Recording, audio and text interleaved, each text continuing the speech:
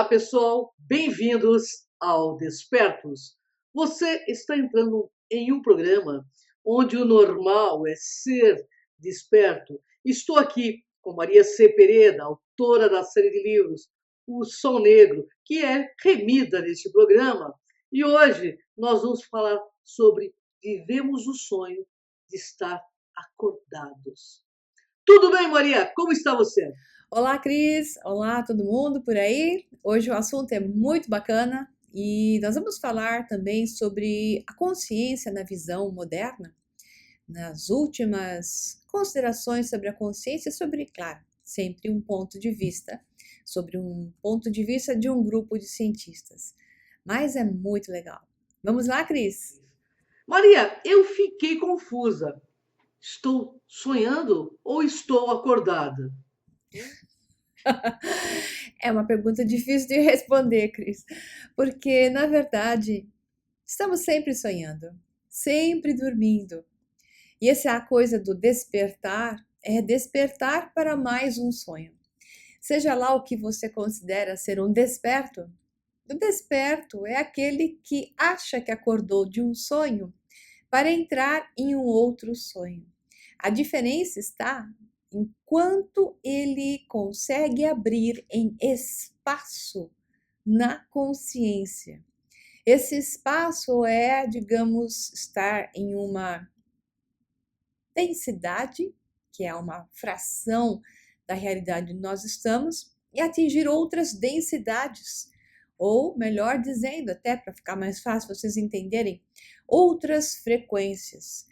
Então, é não deixar de estar aqui, mas estar aqui e estar em outras, sejam essas frequências que eu chamo na vertical, que leva a um processo ascensional, ou na horizontal, que leva a um processo de consciência dos meus outros eus. Então, na verdade, o que se chama de ascensão e despertar tem sempre a ver com expandir, mantendo aquilo pelo qual eu percorro, que significa nada mais, nada menos que aumentar o espaço.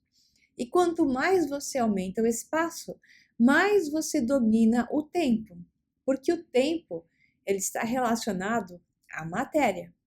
A matéria que é definida pelo espaço. Portanto, o tempo também é definido pelo espaço. Quanto mais espaço eu sou capaz de dominar, mais a expansão daquilo que eu atinjo em determinadas frequências, mais eu domino a manifestação daquilo que se chama de tempo. E assim atuam os time travelers, os que viajam no tempo. Então, estar acordado ou estar sonhando é uma definição, entre outras, que é viver o sonho de estar acordado, quando na verdade você pensa, quando está dormindo, que está sonhando, mas alguns consideram até o sonho do dormir como um estado mais desperto, quando na verdade é um outro estado de sonhar, é um outro estado de dormir que pode estar envolvido ou não em estados mais expandidos de consciência. Só que nesses momentos você acaba não se lembrando do lado de cá e se projeta do lado de lá, como se lá fosse a realidade, sem deixando esta como não sendo. Isso é o ponto onde o desperto verdadeiro sabe que todas elas estão lá. Então, quando você projeta a sua consciência, você está vivendo um sonho de estar acordado em mais realidades ao mesmo tempo. Eis a principal consideração que se deve dar, e ao estar desperto no sonho, aí vem a diferença completa. Você é capaz de alterar o seu sonho, que quanto menos densa a realidade, mais plástica ela é e mais submetida, mais ainda do que é a nossa realidade física, pois a resposta é mais rápida, mais submetida à nossa projeção de vontade consciente, aquilo que eu quero, e também sob a vontade inconsciente. Mas se você desperta no sonho, você é capaz de controlar. Então, o treinamento que se pode fazer ao se despertar enquanto dormindo à noite no sonho, existem técnicas para você despertar no sonho, e eu já vou falar isso para vocês. Então, quando você desperta no sonho, sabe que está dormindo, está sonhando, e começa a dizer isso eu quero, isso eu não quero no sonho, e altera o seu sonho, esse é um treinamento para você alterar a realidade aonde você está nesse momento, que é o sonho de estar acordado. Mas não é bem assim, mas pelo menos eu não estou dormindo agora. Então, quando eu consigo fazer uma equivalência deste estado de não estar dormindo na cama e desperto no sonho, quando eu estou na cama dormindo à noite, e desperto e sei que eu no sonho estou sonhando, eu consigo alterar o sonho, entendeu? Estou repetindo tudo para ficar mais fácil. Então, digamos que nesse sonho ocorram coisas desagradáveis. Você pode parar e dizer, não, eu não quero isso, isso não me pertence. E passar para uma outra realidade. Você projeta a sua consciência, a sua vontade, o seu desejo, naquilo que você quer ver. E você vai se dar conta quão plástico e rápida é a transferência para esta outra realidade. Ela é imediata. Não diferentemente, isso é o que acontece na nossa realidade. Só que nós não nos lembramos e não nos damos conta na densidade física que nós estamos quando achamos que estamos acordados. Nós não nos damos conta dessa passagem para realidades outras por vontade consciente ou vontade inconsciente. Então, todo o segredo está em dar-se conta. O desperta é quem se dá conta. E para se dar conta, existe todo um processo. Como eu já falei, nas 7 chaves para reconexão, aqueles e-books que eu cheguei a lançar, né? E cheguei a mencionar em vários vídeos as 7 chaves para a reconexão. Você tem que passar por essas 7 chaves, estar com elas o tempo todo. A principal, a primeira, é o conhecimento. E depois existem processos de treinamento. E um dos processos para você despertar enquanto sonha e se dar conta que você então está tendo um sonho lúcido e no sonho lúcido você altera a sua realidade, é um processo muito simples. Vamos fazer assim. Escolha um objeto pequeno, alguma coisa que possa ser carregada com você onde você for. Para as mulheres é fácil, pode ser um bracelete, alguma coisa que você amarre em você. Os homens pode ser um objeto que eles carregam na mão, pequeno, algo de estimação, algo de valor, né? Algo que tem a ver com o seu, digamos, a sua atenção, algo que quando você veja, você reconhece como sendo seu, ok? Então, olhe para esse objeto durante um processo de uns 3 dias, constantemente durante o dia e até durante a noite, tenha ele com você. Olhe para ele, foque ele, né? Tipo assim, um bracelete feminino com um desenho específico ou um símbolo específico, né? Tipo eu teria, por exemplo, né? Um bracelete com o símbolo Ankh, da cruz egípcia, cruz ansata, né? Eu estaria olhando para ele, estaria olhando para mim, ok, eu veria esse bracelete do meu braço. Aí eu vou dormir à noite e no meio de um sonho, eis que o bracelete aparece, o símbolo aparece, o bracelete aparece. E quando ele aparece, você se dá conta, opa, fui eu, você vai dizer para você mesmo, que inseri essa imagem no meu sonho. Ao ter inserido no sonho, é como um processo hipnótico, mas por livre-arbítrio, caso você queira, muito simples, né? Você vai dizer, eu inseri esse objeto no meu sonho, portanto, eu estou desperta. Ao dizer isso, você se dá conta que durante o sonho, você está sonhando, mas está lúcido. E este é o momento no qual você está consciente de estar dormindo, mas está sonhando, consciente do sonho, capaz de alterar o seu sonho, ok?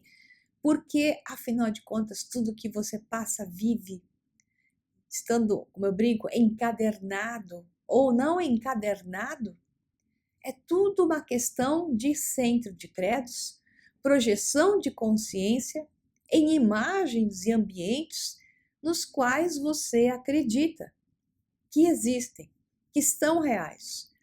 E aqueles que não são reais para você e você acaba se chocando com eles, são coisas que vêm de outras realidades nas quais outros você também participa, fazem parte de centros de credos de outros você ou do inconsciente coletivo.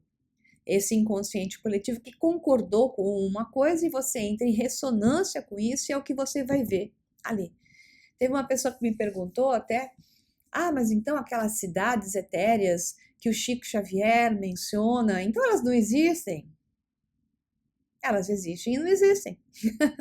Elas existem para quem dá o seu, digamos, credo para isso, para quem concorda com essa imagem, quem se conforta com essa imagem, quem necessita desse padrão. Sim, na hora que desencadernar, irá ser projetado para esse outro sonho que a pessoa acredita ser real. Como tem outras pessoas que veem outras coisas completamente distintas, criadas por credos, criadas por religiões. Você vai para onde a tua consciência física der a imagem, e aí a consciência superior cria a imagem cinematográfica por onde você vai passear, né? Portanto, nada existe, mas tudo existe ao mesmo tempo, sem deixar de existir, mas sem ter existido. Existem apenas projeções de estados de consciência de imagens holográficas e, portanto, quando você está desperto, você pode ir alterando. Quanto mais o despertar surge em você, mais você vai alterando. Portanto, o treinamento do sonho lúcido com um objeto que te faz lembrar que você está desperto no sonho é um treinamento que, quanto mais você exercê-lo, mais você vai ser capaz de trabalhar a plasticidade do sonho e o reflexo se dá na realidade física onde você está agora, desperto, sem dormir na cama, tá? É isso aí. Espero que eu tenha conseguido dar uma outra visão sobre o tema. É com você, Cris. Maria, no filme Matrix, o personagem Neo teve que morrer para despertar. Só assim que a gente acorda. Ai, você tá engraçada hoje, velho. Você tá engraçadinha. Não, só hoje, né? É teu jeito mesmo. E é ótimo, por sinal. Então, não, você não precisa morrer. É que é uma configuração, é uma ideia de subir na fração da consciência. Aquele Neo que começa no seriado, né, na trilogia Matrix, era um Neo que já tinha várias conexões, mas ainda não estava na frequência certa para poder ancorar todas as conexões necessárias para ser o escolhido, aquela coisa toda, né? Que é um padrão religioso da história do escolhido. Escolhidos somos todos. Não tem diferença de o escolhido, né? Isso então vem das religiões abrâmicas, aquela história do povo escolhido, do o escolhido, sempre aquela história do bairrismo, né? Do grupinho, né? Da panelinha. Essa panelinha é melhor, essa panelinha é pior. Winner or loser, como falam os americanos, né? Aquele que ganha, aquele que perde. E na verdade não é nada assim. Claro que o despertar é feito pessoalmente, ou seja, por unidade física, por cada personificação. Mas não quer dizer que porque esta despertou, esta é melhor que as outras, porque antes dela, bilhões despertaram e depois dela virão mais bilhões. Então, o escolhido é o escolhido da hora, no momento que desperta e se torna especial. Não existe um só, como não existe um povo só, e por aí vai. Né?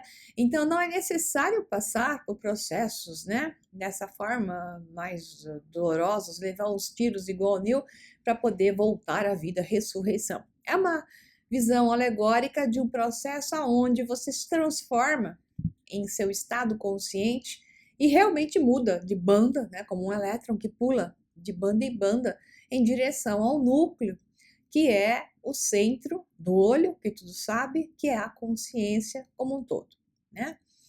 Então é isso aí. Vamos lá, Cris. Tá, né? Mas que realidade é essa? Como saber em que realidade estamos se existem infinitas possibilidades? Eu entendo sua pergunta. Ok. Aí parece aquele filme Inception, né? Do Leonardo DiCaprio. Como é que chamou aqui o Inception? Ah, é A Origem, do Christopher Nolan. Amo o Christopher Nolan como diretor e até roteirista, ele e o seu irmão que escreveram lá o Interestelar. Eles são muito bons, eles pesquisam muito, muita informação científica, por sinal, e acertam bastante, né? Então, no Inception, até eles, que é a origem, eles até mostram que o Leonardo DiCaprio achou que tinha chegado em uma realidade que era a realidade da origem dele, né? Então, ele foi por realidades paralelas, para realidades paralelas, buscando retornar à realidade paralela original, quando na verdade nunca se retornará mais para a realidade original, e sim para aquela que mais se aproximar, que é o que fica no filme. Era a realidade paralela onde ele foi parar no final. Era tão, tão, tão, tão próxima à original dele, que até o símbolo lá que ele usava, o mecanismo que ele usava, que acho que era uma moeda, né? Para poder ver se era ou não a realidade dele, ele até esse símbolo se enganou. Aí ele para de olhar para o símbolo, porque ele achou então que chegou, quando na verdade ela começa a oscilar novamente. Não me lembro mais detalhes de como que era essa esse aspecto em si, mas era algo assim. A ideia era essa. Saber que realidade paralela você está, não importa. O que você tem que estar é sempre no momento presente. E naquela realidade onde você está, que é nesse agora, é tudo que você precisa. Basta confiar e estar no momento presente. Porque você vai estar sendo levado por você mesmo, seu eu superior, levando você de realidade paralela em realidade paralela, te mostrando e colocando no seu caminho por uma alta conectividade aquilo que você precisa naquele determinado momento. E, portanto, não tem que ficar procurando, buscando, se arrancando os cabelos por qual realidade paralela eu estou, né? Se eu vou lembrar, se eu não vou, não importa. O que importa é que a informação que você precisa, o que você precisa saber, está aqui agora. Tem que parar com essa coisa de loucura de ficar tentando entender tudo, né? Racionalizar tudo, quando toda a informação e tudo que você precisa está aqui, nesse momento presente. Este é o momento mágico, este é o momento divino, e é isto que tem que ser vivido. Confia, tá? E é o que faltou por Leonardo DiCaprio no filme Origem, confiar, né? Vamos lá, Cris. O que a ciência está dizendo sobre a consciência? Uau! Vamos lá. A ciência está dizendo muitas coisas sobre a consciência, mas eu achei um artigo muito interessante que é do HuffingtonPost.com, né, .com, que eu achei bastante interessante e é uma coletânea, um resumo de novas pesquisas. Então, eu vou começar com uma citação que eu vou ter que ler, porque o conteúdo é muito grande e eu não quero que se percam os objetivos e o foco dessa pesquisa, né? Então, diz assim: começamos pelo maravilhoso Carl Sagan, que disse a seguinte frase famosa, todo mundo já ouviu isso: a ciência não é apenas compatível com a espiritualidade, é uma fonte profunda de espiritualidade. Carl Sagan, né?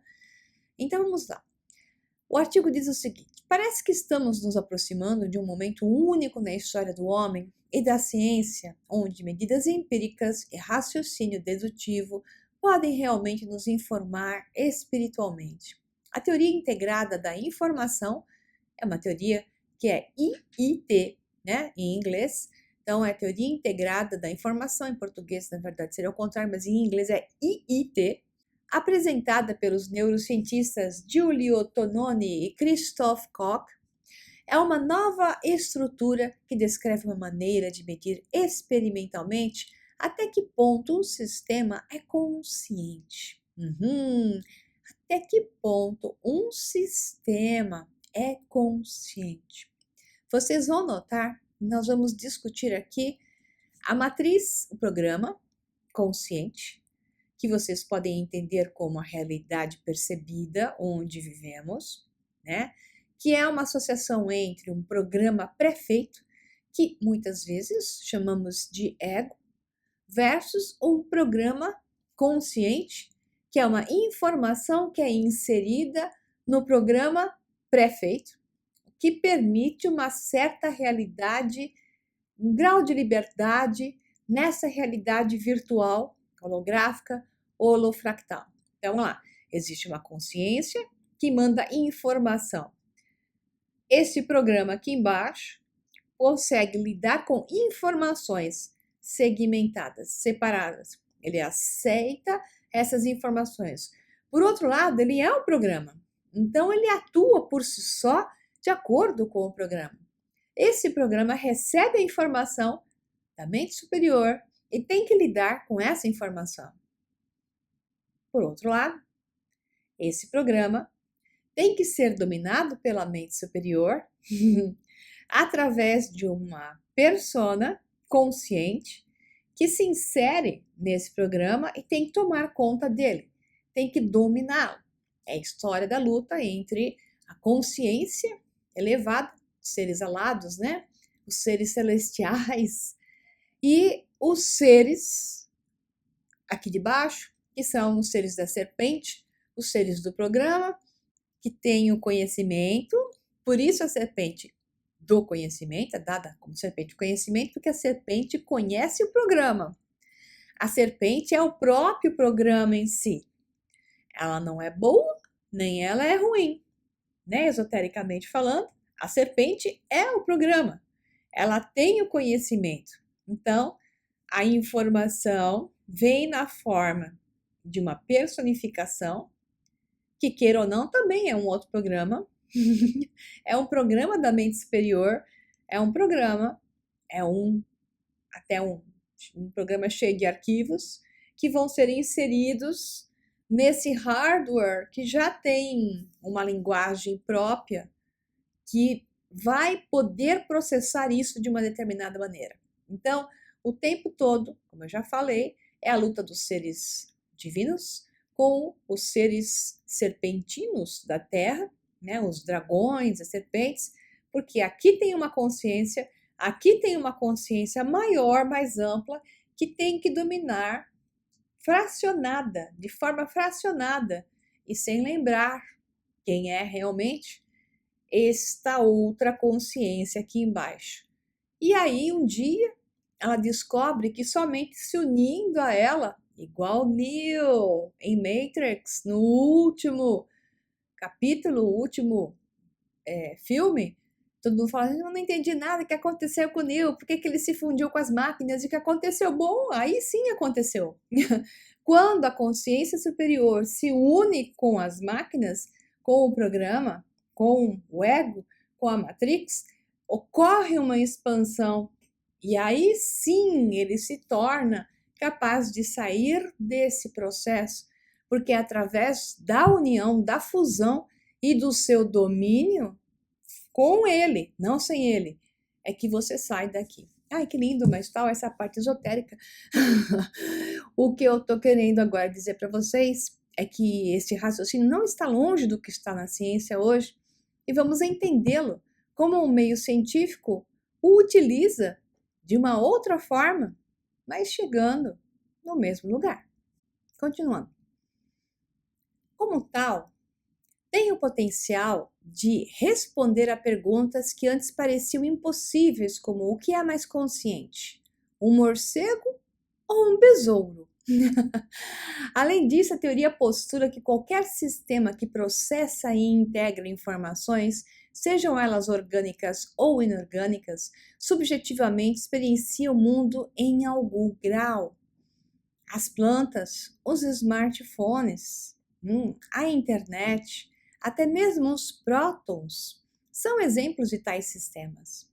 O resultado é um cosmos composto por um tecido sensível. Mas antes de entrar no bizarro de tudo isso, vamos falar um pouco sobre como chegamos a esse ponto. É com você, Cris. Maria, está ocorrendo o declínio e o desaparecimento dos místicos? Vamos entender o que é isso, né? Místicos, não se apavorem, mas é necessário que vocês adquiram uma nova visão, porque tudo é assim no universo, na vida, nos estados conscientes, em novos, digamos, processos de expansão de consciência. É a transformação. A transformação é a única constância do universo. Portanto, o que está acontecendo com os místicos é uma necessidade de clarear da onde vêm as coisas e não mais estar dizendo que este é um mistério, né? Isto é uma simbologia, ok? O pessoal não sabe de onde vem. Então, tudo tem uma explicação. E é isso que quer dizer, né? Você pode continuar sendo místico, mas compreendendo que a explicação tem a ver com o programa, como o programa se forma. E esse programa é a realidade que você experiencia. Ela segue uma lei, uma ordem, um desenho universal, um design inteligente. Então vamos lá. À medida que mais do mundo natural é descrito objetiva e empiricamente, a crença na existência de qualquer coisa que desafie a explicação científica atual está desaparecendo a um ritmo mais rápido do que nunca. A maioria dos indivíduos com formação universitária já não aceita os relatos sobrenaturais e mágicos dos processos físicos dados pelos livros religiosos. Nem acreditam na realidade dos reinos místicos, além da vida que oferecem felicidade eterna ou punição infinita para as almas de homens justos ou maus. Isso ocorre porque a ciência moderna alcançou um desempenho impecável quando se trata de explicar fenômenos anteriormente considerados inexplicáveis. Neste dia e idade, temos descrições científicas completas de praticamente tudo. Nós compreendemos o que dá origem a buracos negros vazios e suas geometrias do espaço-tempo. Sabemos como as novas espécies de vida podem evoluir e as regras estatísticas que governam esses processos. Temos mesmo uma boa compreensão do momento exato em que o universo, e assim de toda a realidade, veio à existência. Mas nenhum cientista realmente sério vai dizer exatamente que tem o domínio daquilo que é a consciência. Mas eles estão trabalhando para fazer essa definição. Maria, qual é um dos maiores mistérios da ciência? A ciência está tentando fazer um processo muito bom, que é o de trazer à luz, literalmente, a informação, trazendo à luz, saindo do esotérico e trazendo ao meio lógico, que é bem o perfil que me agrada, porque não só porque eu sou também um cientista, mas porque assim funciona a minha mente, né? Então, vamos lá, vamos compreender isso melhor com o texto. Embora tenhamos avançado muito desde o tempo de Descartes, ou Descartes, como se fala em francês, que postulou que a consciência era realmente o espírito imaterial, não sujeito à lei física, ainda não temos um relato completo e satisfatório da experiência subjacente à ciência. Simplesmente não sabemos como qualificá-la. E se não podemos fazer isso, como sabemos se essas formas de vida não humanas, que são incapazes de se comunicar conosco, também são conscientes? Será que uma pedra tem consciência? Será que uma planta tem consciência? A pedra foi mais grave, mas será que a pedra tem consciência? Será que um átomo é consciente? Como podemos saber quais formas de vida são mais conscientes do que outras? Ou como podemos julgar isso?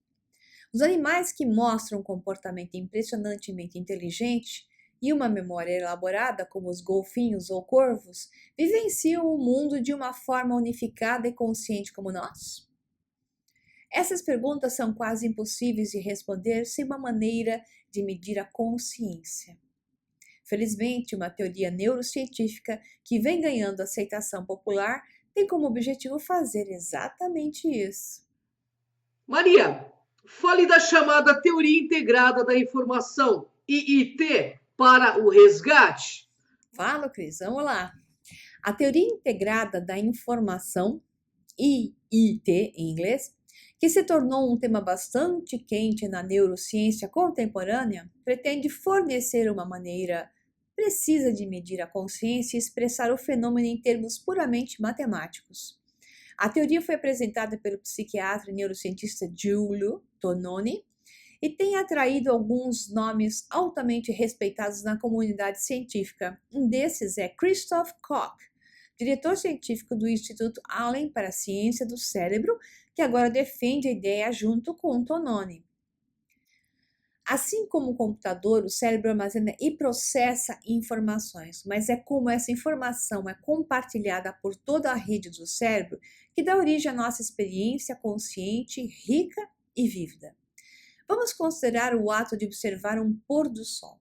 Graças aos avanços da imagem cerebral, a neurociência moderna nos diz que há um número de regiões diferentes e distintas ativas durante esse evento, cada uma das quais processa informações sobre diferentes características desse evento separadamente. Há uma região no córtex visual, conhecido como V2, que processa a forma e cor dos raios solares amarelos e alaranjados contra as nuvens. Existem áreas auditivas no lobo temporal alimentadas com informações sobre o som do vento passando por você quando você olha para o horizonte. Esse vento impetuoso contra a pele também gera padrões de sinais elétricos no córtex somatosensorial, que criam um senso de toque. Há muitas coisas diferentes acontecendo em lugares diferentes. No entanto, de alguma forma, percebemos tudo como uma única experiência consciente, unificada. Esse ponto é muito importante. Para aí. Vocês conseguiram entender isso? Que o cérebro usa várias coisas separadas para depois juntá-las e montar uma coisa só? É assim que a mente superior faz com todas as nossas versões de nós mesmos em realidades paralelas.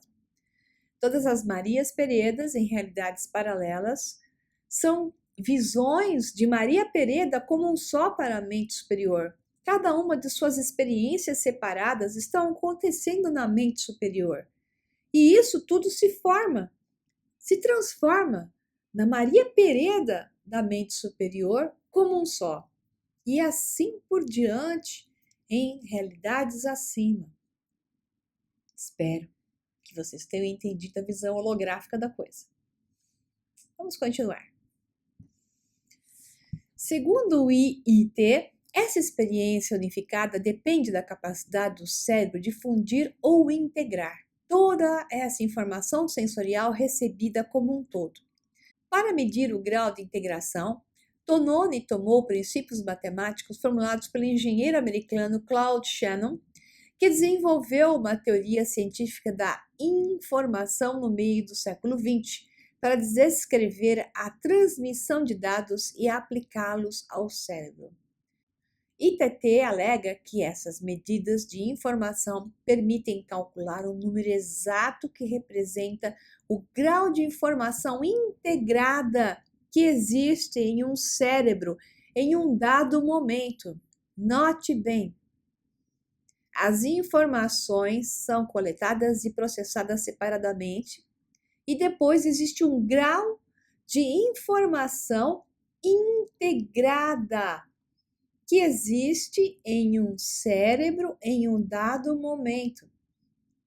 Todo ponto da consciência é feito através da integração de informações que ocorrem em um mesmo aspecto da consciência, numa personificação da consciência, num parâmetro da consciência, que sempre a divide em várias formas de experienciar e depois as integra para uma experiência única, holográfica, de aqueles pontos em separados, onde a holografia se transforma em um outro aspecto maior daquele de baixo, porque está integrado, mas ainda é uma parte da holografia superior e assim por diante.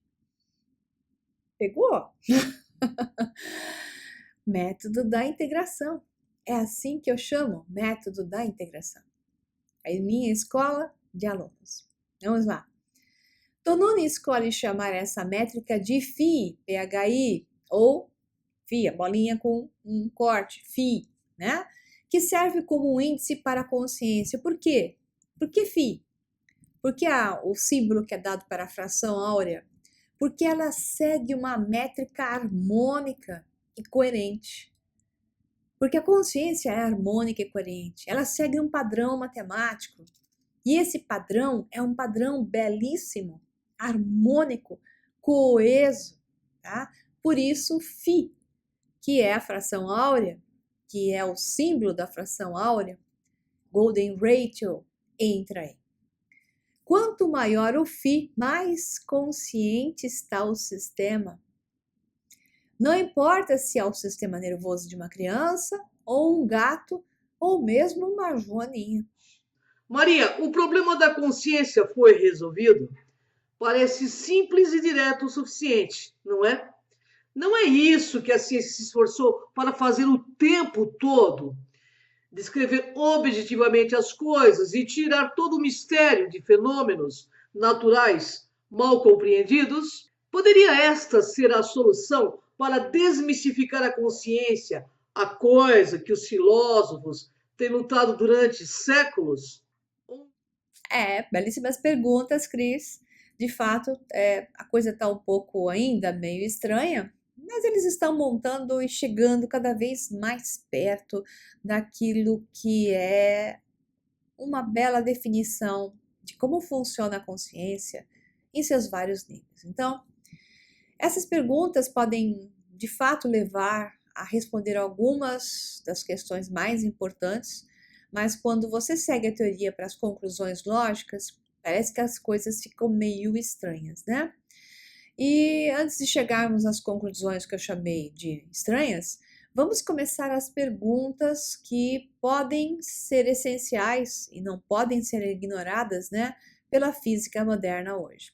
Algumas perguntas são assim: como o processo físico pode criar uma experiência interna e subjetiva?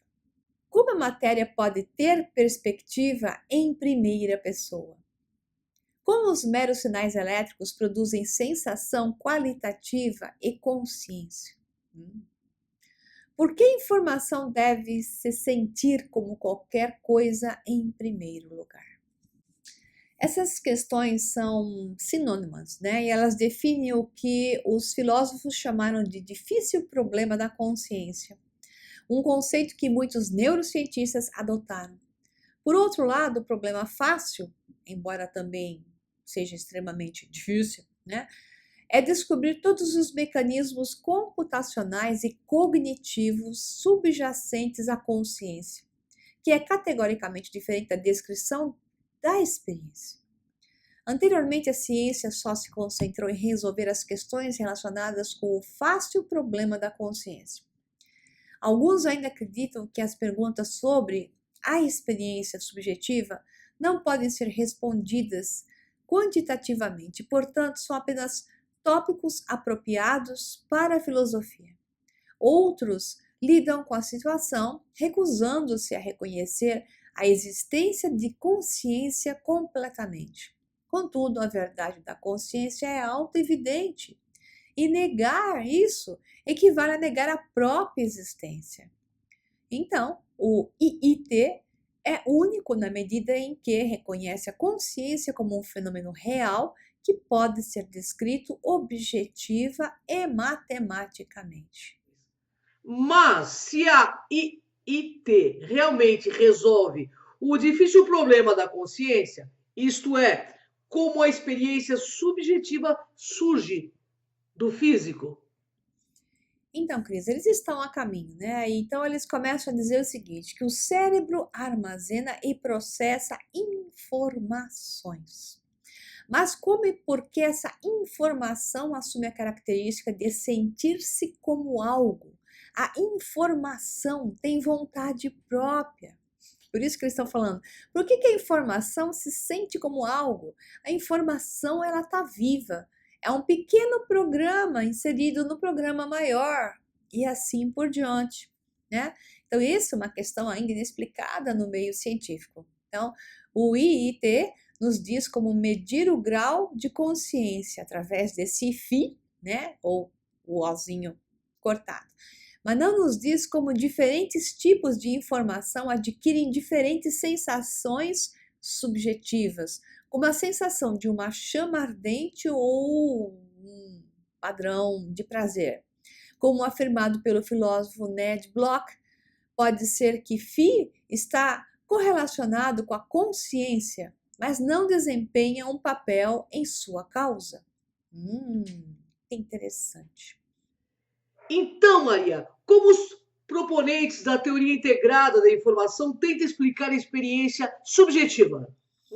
Pois é, Cris. A resposta de Christopher Koch é esta.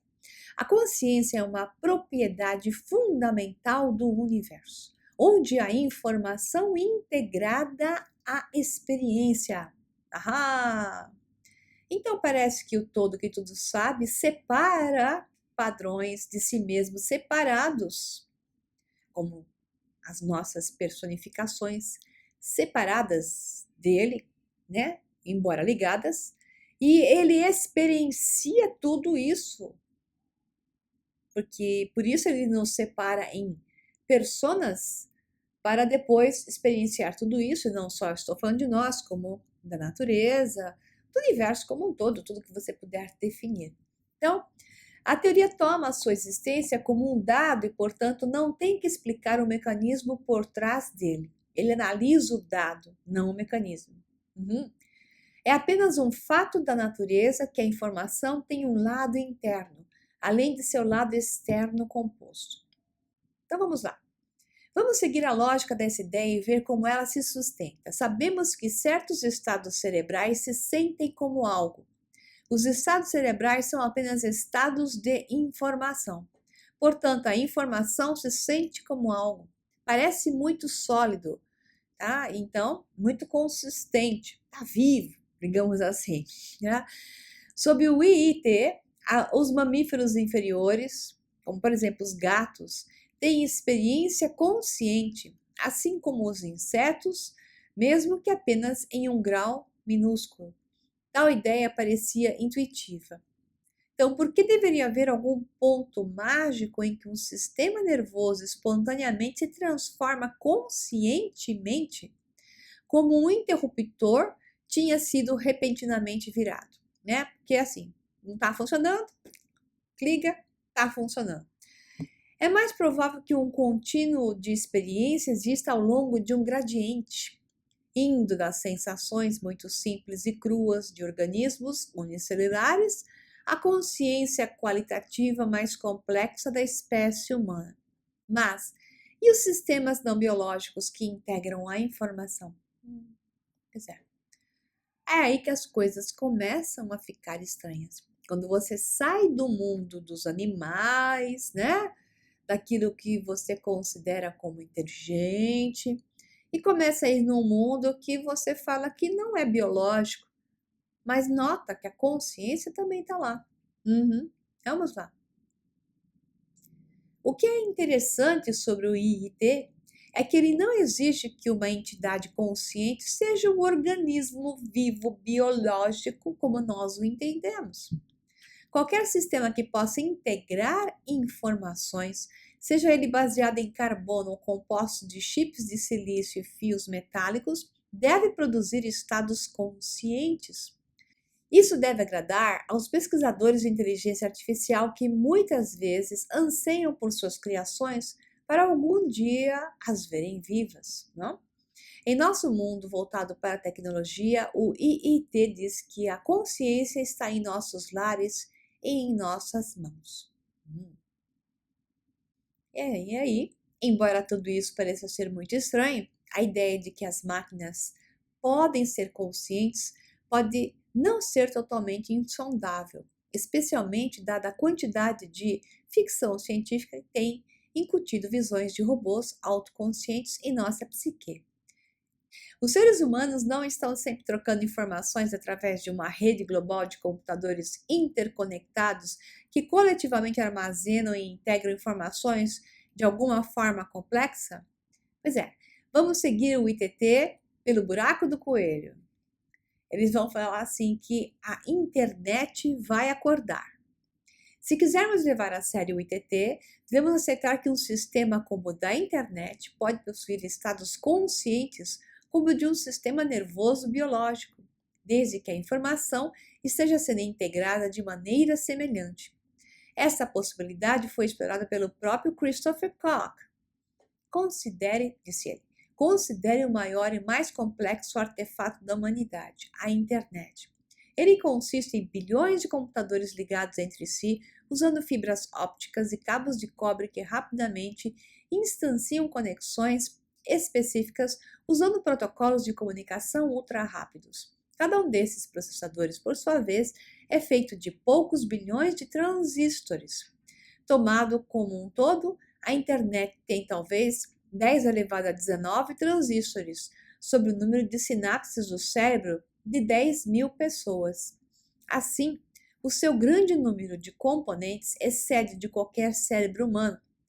Se ou não a internet hoje se sente como algo, se percebe como sendo algo, que é o que ele quis dizer, para si mesmo, é completamente especulativo. Ainda assim, é certamente concebível.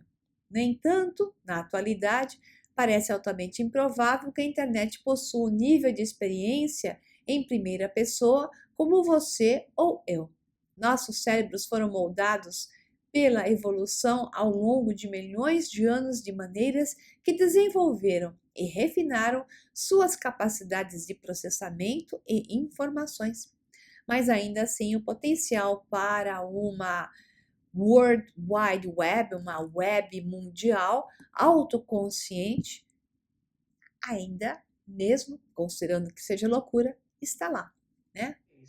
Maria, isso levaria a uma consciência coletiva baseado na informação? Parece que sim, Cris. A teoria permite o surgimento de um superorganismo abstrato que é composto de muitos organismos individuais.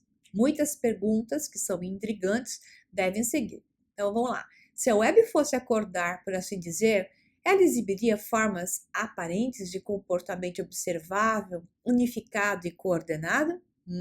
Ou seríamos simplesmente uma unidade desconhecida em um sistema maior, da mesma forma que um neurônio não está ciente de uma contribuição para um estado mental? Não é só divertir a ideia de uma entidade viva que possua essencialmente todo o conhecimento acumulado pela humanidade, mas também cientificamente produtiva. Interessante, né? Então, em teoria, quase não há limite para o tamanho de um sistema plenamente consciente. Pode crescer e evoluir no espaço. Limita-se apenas à taxa de crescimento da informação e da complexidade que vimos tende a aumentar exponencialmente. Portanto, isso tem consequências profundas. Isso significaria que a consciência está espalhada pelo espaço como uma rede cósmica de experiência. Que é claro que a consciência é maior onde há uma integração de informação significativa. Vou ler de novo. E claro que a consciência é maior onde há uma integração de informações significativas, mas em essência a mente, ou psique, está em toda parte. O ITT acaba por ser um toque moderno em uma antiga visão filosófica conhecida como panpsiquismo. Mas antes que você vá descartando o conceito por causa do seu nome, você deve saber que os rebatedores pesados intelectuais como Baruch Spinoza, Gottfried Leibniz e William James são todos considerados panpsiquistas. Então, o seu inquilino central é o que toda a matéria tem um aspecto mental, o que torna a consciência universal. Koch continua. Todo o cosmos está cheio de sentiência. Estamos rodeados e imersos na consciência. É no ar que respiramos, no solo que pisamos, nas bactérias que colonizam nossos intestinos e no cérebro que nos permite pensar. Uma nova espiritualidade agora surge limitada pela ciência. Portanto, até agora, a teoria integrada da informação é o melhor candidato para uma doutrina científica que fornece uma descrição objetiva da consciência. Essa teoria simplesmente revela uma harmonia subjacente na natureza e uma presença mental abrangente que não se limita aos sistemas biológicos. Conclusões lógicas e inevitáveis do IIT e implicações filosóficas são elegantes e precisas. O que ela produz é um novo tipo de espiritualidade científica que pinta uma imagem de uma existência com alma que até o mais obstinado materialista ou ateu devoto pode, sem vergonha, ficar para trás. Como disse Albert Einstein, a religião do futuro será uma religião cósmica. Deve transcender o Deus pessoal e evitar o dogma e teologia, abrangendo tanto natural como espiritual. Deve ser baseada em um sentido religioso decorrente da experiência de todas as coisas naturais e espirituais como uma unidade significativa. Então é isso, pessoal. Uma visão, um ponto de vista muito interessante a ser considerado entrando no mundo da ciência. Então, um abração para vocês e até o próximo Despertos. É com você, Cris. Gratidão a Maria Pereda, que amorosamente compartilha conosco todo esse conhecimento. Pedimos a você que inscreva-se no Cron TV, nosso canal do YouTube, e o Sol Negro 11, que é o canal da Maria. Nós aguardamos você lá e é uma honra estar com vocês. Gratidão, até o próximo Despertos. Vem com a nossa vida, é sonho ou realidade? Mas para que saber? Vivemos. Não importa a forma, a condição ou a convenção.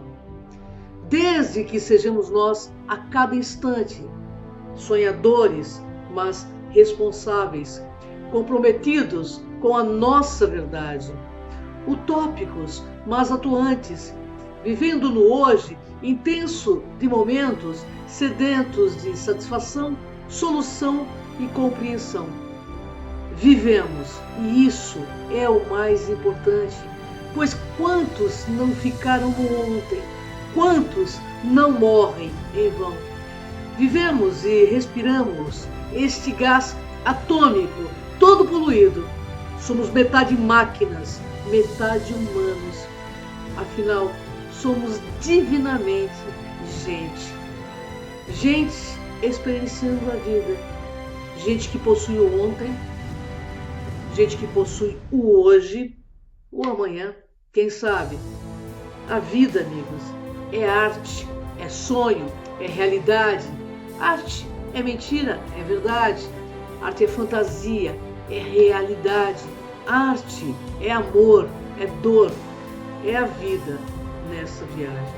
Dentro dessa paisagem, somos todos artistas no grande cenário chamado vida. E são nossos sonhos que escolhem os nossos roteiros. Bem, pessoal, vamos ficando por aqui, agradecendo imensamente a Maria C. Pereda, que compartilha conosco todas essas informações. Gratidão a você que está conosco durante este ano todo também. É nessa sinergia que mudaremos a nossa realidade, porque juntos é o caminho dos fortes. Até o próximo Despertos!